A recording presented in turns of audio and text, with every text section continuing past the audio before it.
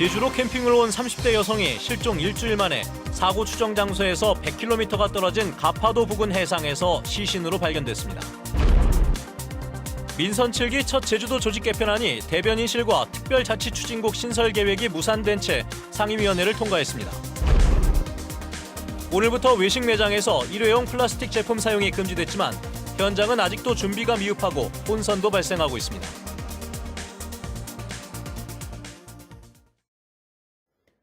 여러분 안녕하십니까. 뉴스데스크 제주입니다.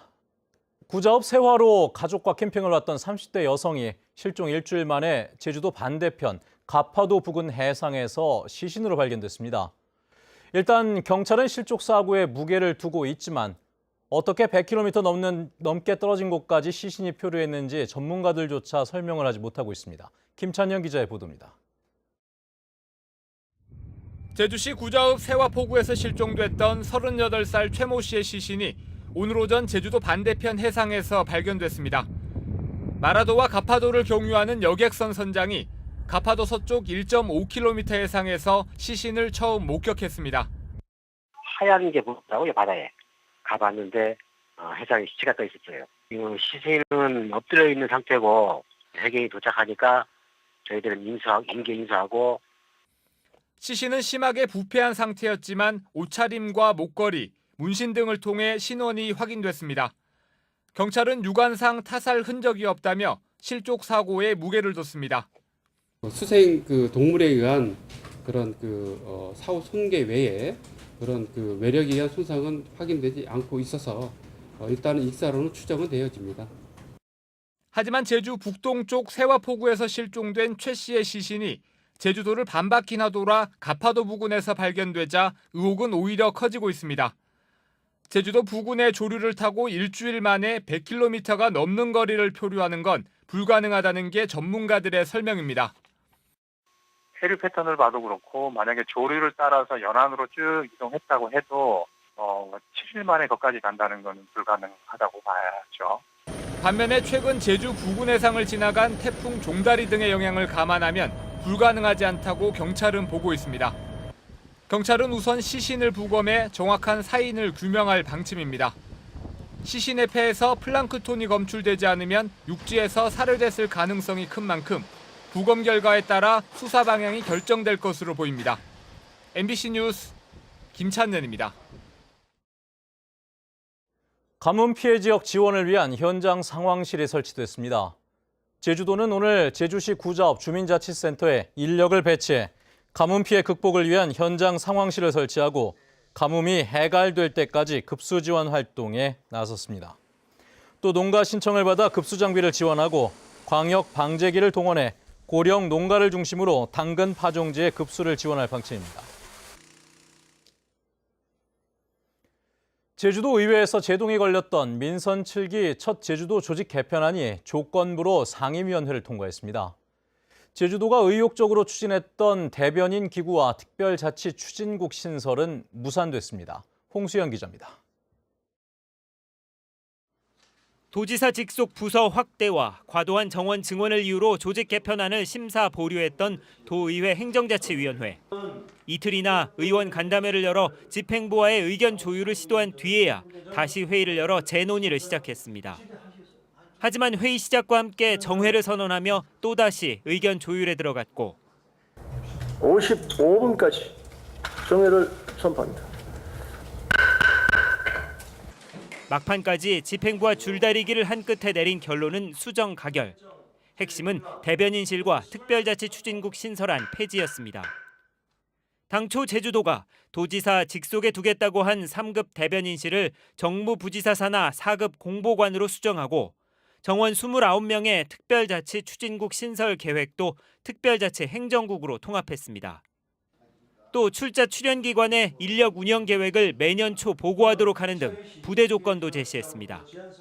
배에 있는 아이가 정말로 너무 커서 참으로 산고가 많았습니다.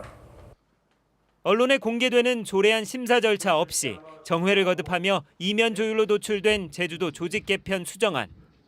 제주도 조직만 비대해진다는 논란 속에 현행 13국 51과인 제주도 본청 조직을 15국 61과로 확대하는 골격과 공무원 정원 증원 계획은 그대로 유지돼 의견 조율에 소리만 요란했다는 비판이 나오고 있습니다. MBC 뉴스 홍수현입니다. 고희범 제주시장 내정자와 양윤경 서귀포시장 내정자에 대한 인사청문회가 이달 중순에 열릴 전망입니다. 제주도는 오늘 제주시와 서귀포시 행정시장 내정자에 대한 인사청문회를 개최해 줄 것을 도의회에 요청했습니다. 제주도 의회는 인사청문 요청일로부터 20일 이내 청문회를 실시해 보고서를 채택해야 한다는 관련 규정에 따라 인사청문회는 오는 13일에서 17일 사이에 열릴 것으로 보입니다. 오늘부터 외식 매장에서 일회용 플라스틱 제품을 사용하다 적발이 되면 과태료가 부과됩니다. 2달간의 계도 기간도 거쳤는데 현장에서의 혼선은 없었을까요? 김항섭 기자가 점검해봤습니다. 제주 시내 한 커피 전문점. 매장 안 손님들이 일회용 컵 대신 유리잔에 담긴 음료를 마십니다. 차가운 음료를 많이 찾는 여름철에는 플라스틱 일회용 용기를 주로 사용하지만 이달부터 매장 안에서는 다회용 컵을 사용하도록 규제하고 있기 때문입니다. 일회용 사용이 이제 자제가 돼가지고 일회용 컵 사용이 금지되자 일부 손님들은 불편을 호소합니다. 이제 얘기 잠깐 하고 바로 나갈 건데 그래도 이제 여기서 이제 잠깐이라도 마시지 못하게 하면 그게 좀 불편하고.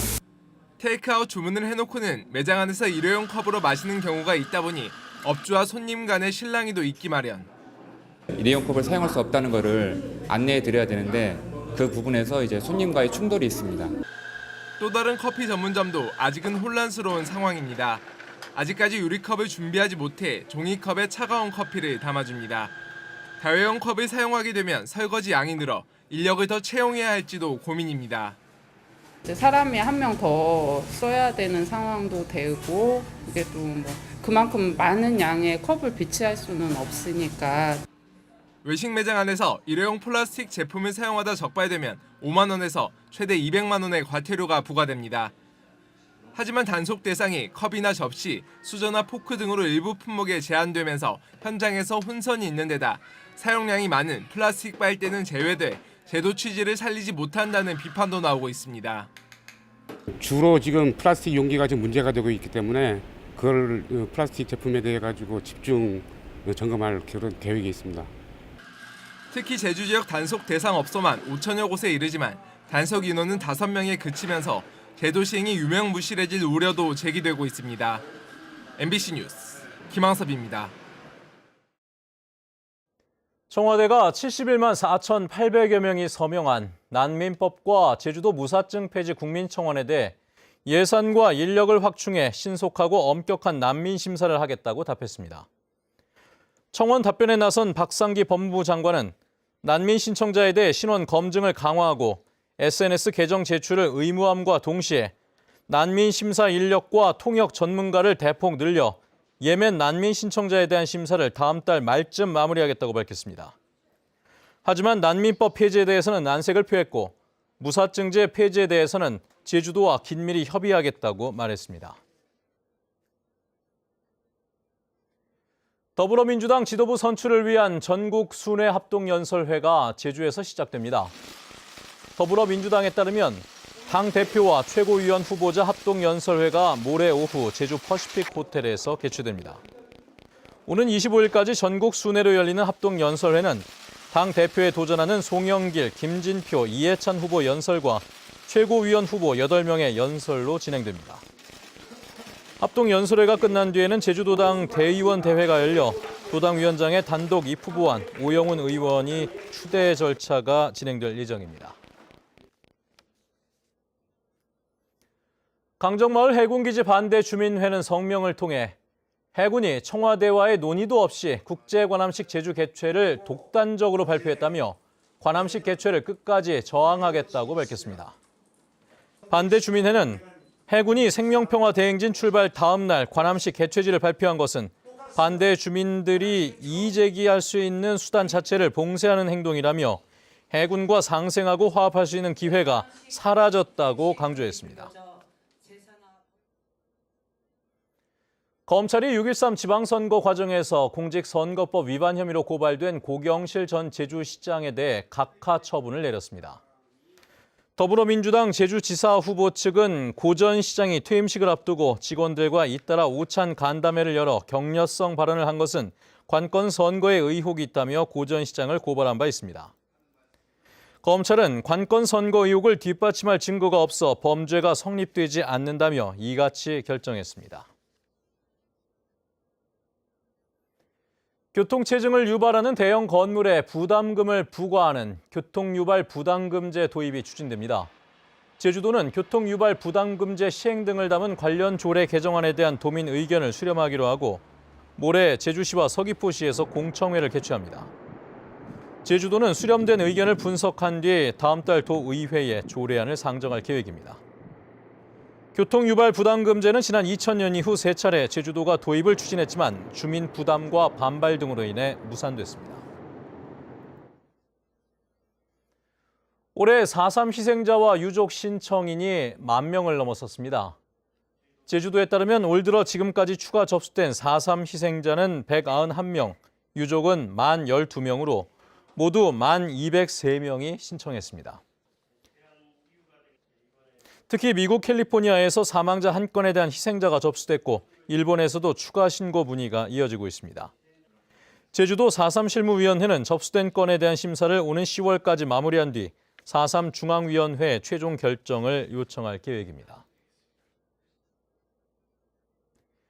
여름 휴가철 관련 물가가 급등하면서 제주 지역 소비자 물가가 상승세를 보였습니다. 호남지방통계청 제주사무소는 7월 소비자 물가 지수가 105로 지난해 같은 기간보다 1.5%, 한 달 전보다 0.2% 올랐다고 밝혔습니다. 특히 비서지 대표 메뉴인 돼지고기는 지난달보다 14.8%, 상추는 33.1%나 올랐고 국내 항공료 7.7%, 영화관 관람료도 10.1% 올랐습니다. 올 들어 제주 여행에 대한 국민들의 관심도가 높아졌습니다.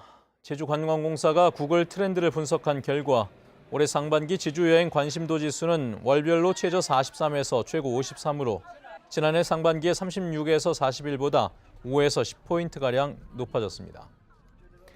하지만 중국 포털 사이트인 바이두의 제주도 검색 지수는 사드 배치가 확정된 지난 2016년 7월 이후 절반 이하로 하락했습니다. 대통령 직속 국가균형발전위원회는 2018년 균형발전사업평가에서 제주도의 지역 농촌 지도사업 활성화 지원과 지역 특성화 산업 육성 사업 2건을 우수 사례로 선정했습니다. 농촌지도 활성화 지원 사업은 농가에 기상 예보 시스템을 도입해 기후 변화에 따른 농작물 피해를 줄이는 방법입니다. 뉴스데스크 제주였습니다. 여러분 고맙습니다.